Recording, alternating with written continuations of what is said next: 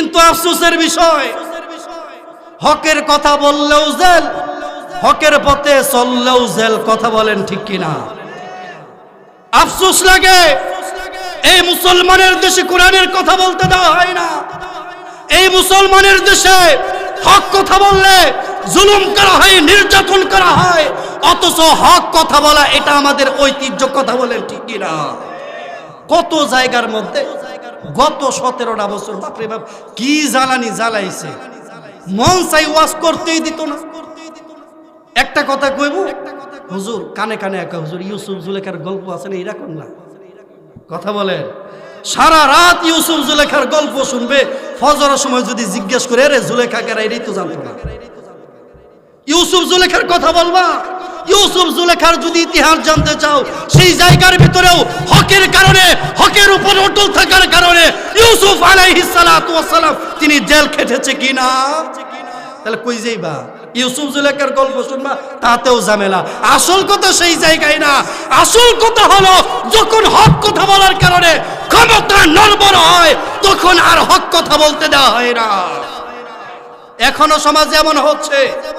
আমি বলবো কে বা কারা করে আমি বলি না কখনো, যে অমুকে অনেকে বলে দে বিএনপিরা করে, অমুকে বলে জামাতেরা করে, আমি কাউকেই বলি না। যারা করে এরা মানুষ না, এরা শয়তান। কথা বলেন ঠিক কিনা? এটা যে পন্থারই লোক হোক না কেন, আওয়ামী লীগ বলেন, বিএনপি বলেন, জামাত বলেন, চরমুনাই বলেন, যেটা বলেন, যে পন্থারই হোক না কেন, যারা ওয়াজ মাহফিলের ভিতরে এসে ওয়াজ মাহফিল করতে বাধা দিবে, তারা মানুষ রূপী শয়তান। ঠিক কিনা? হক কথা বলার কারণে ওয়াজের ময়দান থেকে কত উলামায়ে কেরামকে জেলখানায় নিয়ে গেছে। যারা জেলখানায় নিয়ে গেছে তারা আজকে নিজের শান বজায় রেখেছে। যারা জেলখানায় গিয়েছে তাদের মান শান মর্যাদা আল্লাহ বৃদ্ধি করেছে।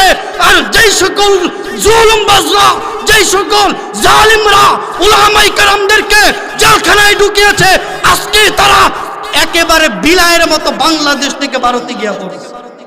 কথা বলেন, কথা বলেন। ভয় পাওয়ার দিন নাই। আগের দিন বাগে খাইছে, কিসে খাইছে? এই জোর এখন আগের দিন কিসে খাইছে? বাগে খাইছে। এখন আর ভয় পাওয়ার সময় নাই। হক কথা বলতে হবে। মুসলমানের দেশে মুসলমানের কথা হবে, মুসলমানের দেশে কোরআনের কথা হবে। কেউ বাধা দিলে তাদেরকে পায়ের জুতা দিয়ে পিটিয়ে শায়েস্তা করতে হবে। সমস্যা কি পাইছো? মনে করছো দেশ ক্ষমতা পাইছো দিকে পুরা দিয়া দিছি?